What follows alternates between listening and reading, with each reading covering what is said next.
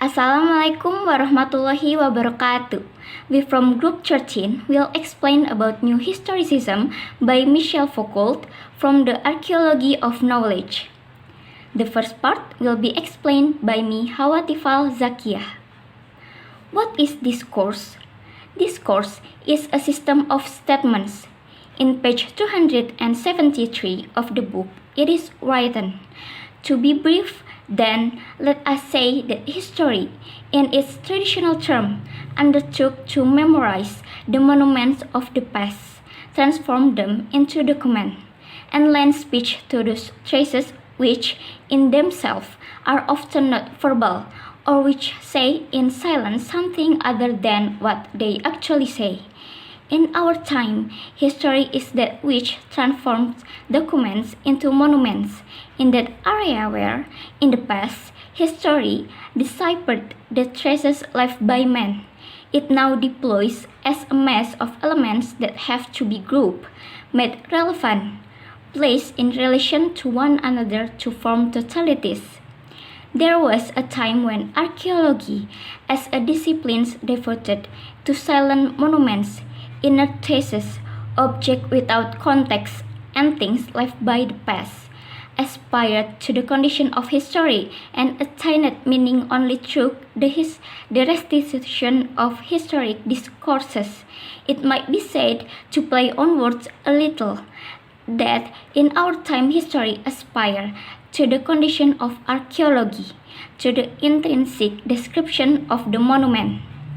According to Foucault, all forms of story, narrative, history, speech, whatever it may be, eventually become discourses, namely a system of statement, a series of statements, because historical monuments cannot speak for themselves. So there is always a narrative, which then describes the monument. There is a narration, there is a story, there are sayings, there are statements. That's what all of them become discourses for Foucault, because historical facts are ultimately just discourse, a system of statements, a series of statements.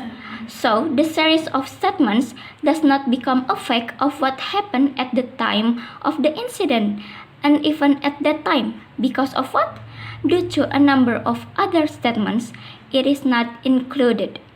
Next, what is the relationship between the discourse and knowledge? The discourse is spread. If the discourse is believed by everyone, then the discourse will become knowledge for people who believe in the discourse. Regardless of right or wrong, if the discourse is believed, then it will become knowledge. On the page of 270, it is said, the history of the sciences, in which events and their consequences are not arranged in the same way. Thus, a discovery, the development of method, the achievement and the failures of the particular scientist do not have the same incident and cannot be described at both levels, which is, on each of the two levels, a different history is being written. Still, on the page of 270, it is said, thus, historical descriptions are necessarily ordered by the present state of knowledge. They increase with every transformation and never cease. Okay, next, what is power? According to Michel Foucault, power is a truth that is believed by everyone to be true. Power does not belong to the ruler only. The ruler in the sense of belonging to the government, belongs to the state, no. But this power belongs to everyone who then assumes that one text, one truth is believed to be true as it is. Power doesn't lie in how accurate the event is, the event happened. But power is how much people believe about it. That's power. On page of 267, it is said, power is diffuse in system of authority and how effects of truth are produced within discourses which in themselves are neither true nor false. Truth, then, is a product of power relations and of the system in which power is distributed and flows. It changes as system change. Power itself has no origin, but is a diffusion within the social system, because part of the same historical process, the old epistemological subject together with the object is no longer of importance except as a historical development. It cannot be presumed as truth in any genealogical account. Next, how can we determine that power is truly related to knowledge? Power, as has been said before, belongs to everyone who thinks that one text or one truth is believed to be true as it is. In the end, it becomes knowledge. If it becomes truth, it automatically becomes knowledge. On page of 267 to 268, it is said, power or knowledge is the term Foucault uses to indicate how the production of knowledge is wedded to productive power. Modern power requires increasingly narrow categories through which it analyzes, differentiates, identifies, and administers individuals. The human sciences not only provides the tool for this sorting process, but also legitimate the action that follow it. The psychological exams, for example, tells us what needs to be done. Is this murder a criminal who must be sent to a prison, or an innocent person who must be sent to a hospital? Clearly, power and knowledge undercuts any lofty humanistic narrative of the life of the mind or disinterested pursuit of knowledge. Thank you, Hawwa, for presenting the materials. Now, I'm gonna continue to present the next material. My name is Iklima Umi Kultsum. The fifth question is, what is meant by archaeological method? Archaeology is a method in history, a method to find out the track record of the past seen from what is in the present. In the form of texts, documents, writings, monuments, and inscriptions. Everything becomes a cultural artifact which is then positioned as a traffic for the present thinking to see the past. The next, how can history and all knowledge be disrupted by historical cracks or breaks? Why do historical cracks appear? Because history is never linear, it is interrupted. Whatever is said, some are chosen to be spoken and some are not chosen to be spoken. On the page of 272, these problems may be summed up in a word like the questioning of the document. Of course, it is obvious enough that ever since a discipline such as a history has existed, documents have been used, questioned, and have given rise to questions, such as scholars have asked not only what these documents meant, but also whether they were telling the truth and by what right they could claim to be doing so, whether they were sincere or deliberately misleading, well-informed or ignorant, authentic or tampered with.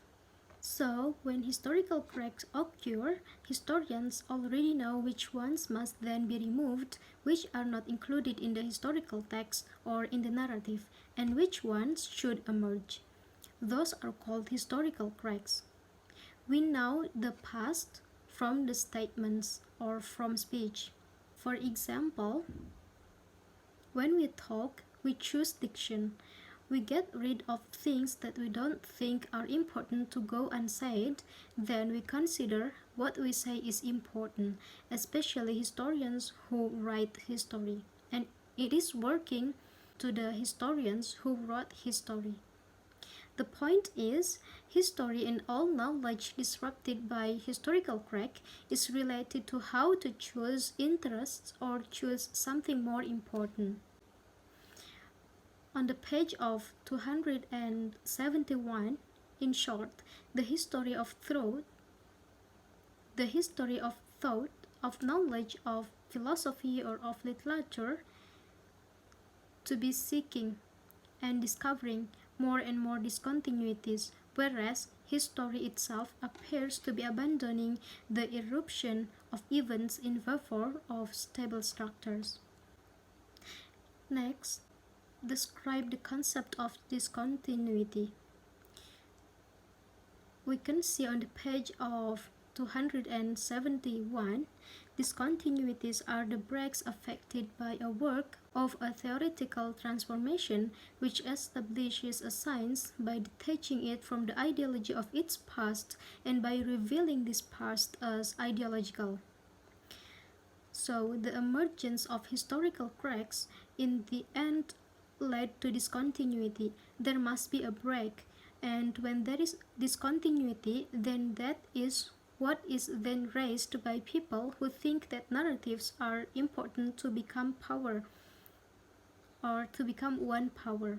When historical cracks appear, when there are historical cracks, that's where there is discontinuity. There is a disconnect. Everyone ended up just following the interests of the historians, so it is these interests that give rise to discontinuity. The statements or questions of Michel Foucault on the page of 283 explain that everything said by humans has cracks. Like, aren't you sure of what you're saying? Are you going to change yet again? Shift your position according to the questions that are put to you, and say that the objections are not really directed at the place from which you are speaking? So every human speech has cracks. It could be in one word spoken, there is a lie, there is a discontinuity, there is a disconnect. That is said by Michel Foucault. So that's all for us from group 13, Iklima Umi Kultsum and Hawwa Thifal Dzakiyyah. Thank you for your attention.